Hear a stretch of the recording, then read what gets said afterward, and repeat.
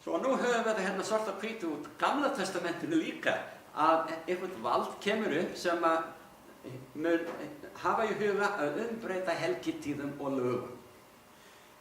Hafið þið lesið boðorðin 10 eins og þau eru í Biblíunni? Ég hvet ykkur til þess, vinir, að bera þau saman við boðorðin 10 eins og þau eru að finna í fermingarkverum barna þessa lands. Þegar þau fara til í fermingarfræðslu, yfirleitt 13-14 ára gömul, já, það var hérna áður fyrr, þá fengu það alltaf að læra boðorðin 10. Ég veit ekki hvað það er búið að minnka eitthvað núna því að það má ekki einu sinni kenna þetta í skóla lengur.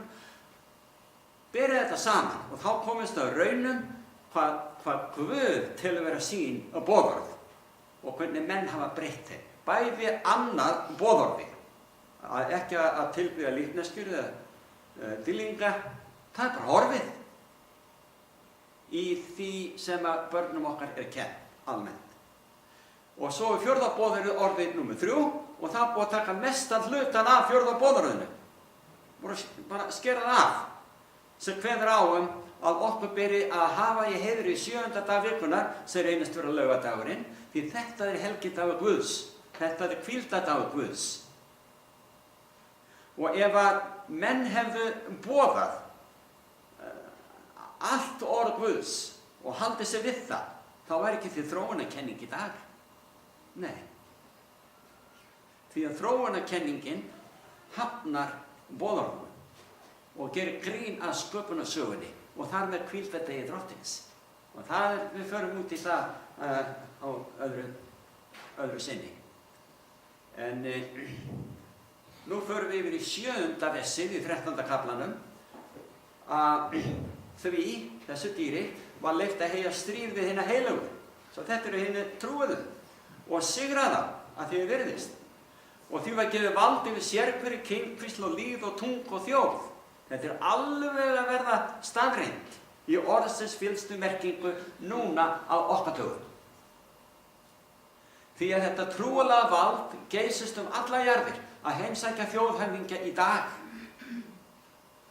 Og flestir þjóðhöfðingjar beygja kné sín fyrir þessu trúarlega valdi. Og allir þeir sem á jörðinni búa, segir í 8. versinu, munu tilbiðja þetta vald. Hver og einn sá eigi á nafn sitt ritað frá grundvelli veraldar í lífsins bók Lamsins sem slátrað var. Þið sjáu þetta snýst að tilheyra Drottni Jesú Kristi frelsara okkar eða einhverju öðru valdi. Og haldið þið að úr því að Lúsifer og englar hans sem féllu í synd á himni með honum, þeim var kastað út af himni fyrir það að brjóta boðorð Guðs sem er stjórnarskrá Guðs ríkis. Haldið þið virkilega að Kristus sé að koma til að sækja allt þetta uppreisna gjarna lið bara til að segja við þá gjörðu svo vel eftir að hafa kastað öðrum uppreisna seggjum burt út af himni fyrir sömu sök? Látið ykkur ekki þetta í hug. Ef einhver boðskapur er skýr í Ópererbókinni, já reyndar allir í Biblíunni, þá er það að Drottinn býður alla jarðarbúa velkomna inn í himinin og til eilífs lífs ef þeir bara vilja taka mark á orði hans. Og ekki að kalla það uppspunnar sögur eða ævintýris og sköpunarsöguna eða opinberunarbókina sem er svo torskilin að mörgum finnst eingöngu vegna þess að þeir hafa ekki reynt að lesa hana. Og öll Biblían er meira og minna mjög læsileg og vel skiljanleg. Ég hvet ykkur vinni til að taka mark á henni.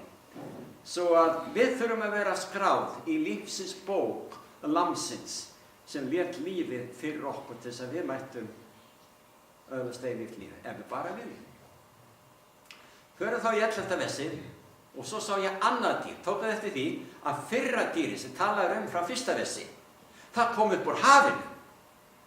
Nú er verið að tala dýr sem stéð upp af jörðinni. Sjáum við mismuninn. Því að hafið táknar þjóðahafið, bara fólk af öllu þjóðum. En þetta dýr, þetta seinna dýr, það kom upp á jörðinni og það er sagt hafa horn sem að líktist lamshornum. Hafið þið séð vísund, buffalo? Það er að segja buffalo, ameríska buffalo. Hann með horn sem að líkist lamshornum, lítið bogin horn og sakleysisleg. Það þetta dýr sem verið að tala Og hvar vísindunni finna? Hvar fundu Evrópumenn þegar voru að flýja ofsóknirnar í Evrópu, vestur haf, til fyrirheitna landsins í Norður-Ameríku? Þeir sáu vísunda með horn sem voru svo horn á lömbum. Getum við haft skýrgreiningu á hvaða þjóð þetta getur verið, þetta vald, veraldlega vald? Bandaríki Norður-Ameríku til dæmis. Bætu við líka bara hinnar vestrænu þjóðir sem að halda hópinn yfirleitt svona hvað valda hlutskipti í heiminum snertir.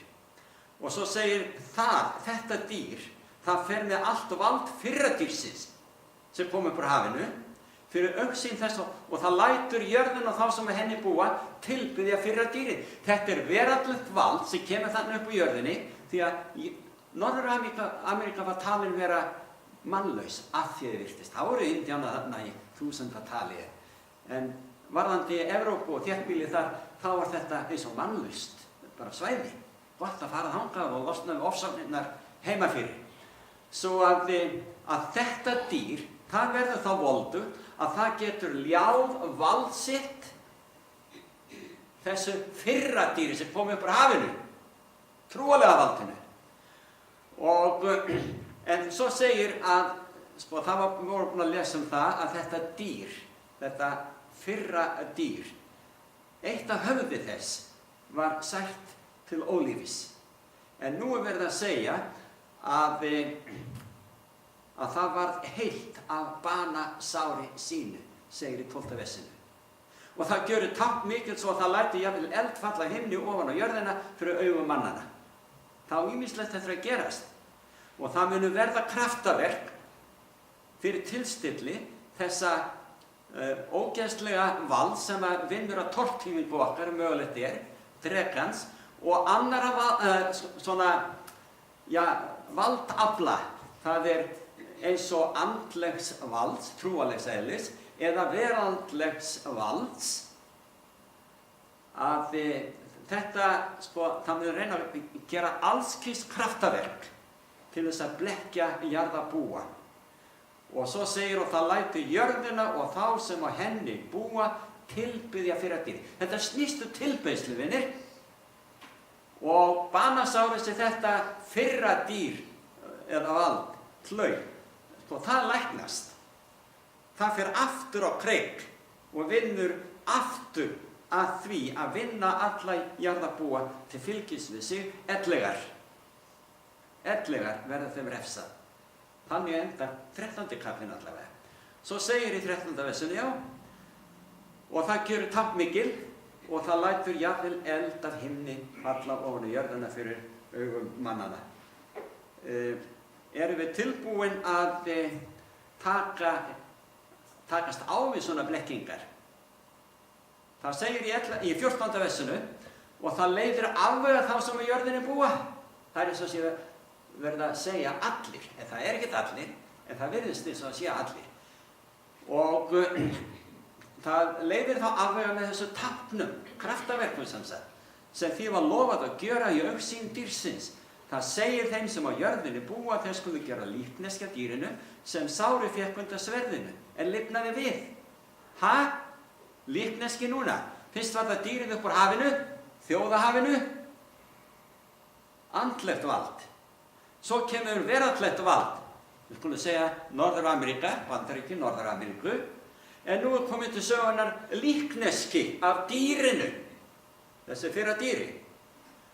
Og þetta líkneski, það svona eins og myndast þetta. Ég man alltaf eftir því þegar ég ólst upp í Njarðvíkunum, að þar var stytta gerð af Ólafi Thors, hérna fyrir forsætisráðherra stjórnmálamanni hérna á Íslandi. Löngu liðinn að sjálfsögðu, en mér fannst það bara alveg svo Óli Thors. Líkneski var svo líkt honum og átt að vera það. Hér verið að tala trúarlegt vald, en eitt sem að gerir allt eins og fyrra dýrið, trúarlega valdið, sem kom upp úr hafinu. Sjáu þið? En við hugsaðu þetta rólega og skoðu þetta aftur og aftur, lesið þetta bara nógu oft heima hjá okkur, þá verður þetta allt mjög augljóst hjá okkur. Nema að þetta dýr, þetta sem nú kallað líkneski dýrsins, að það mun geta talað. Það er ekki verið að tala neitt venjulegt dýr eða jafnvel einhverja styttu í raun og veru. Heldur þetta líkingamál. Vegna þess að hér sjáum við að það getur talað og komið því til leiðar, með öðrum orðum sannfært íbúa jarðarinnar, að allir yrðu þeir deyddir eða þeir ekki vildu tilbiðja líkneski dýrsins.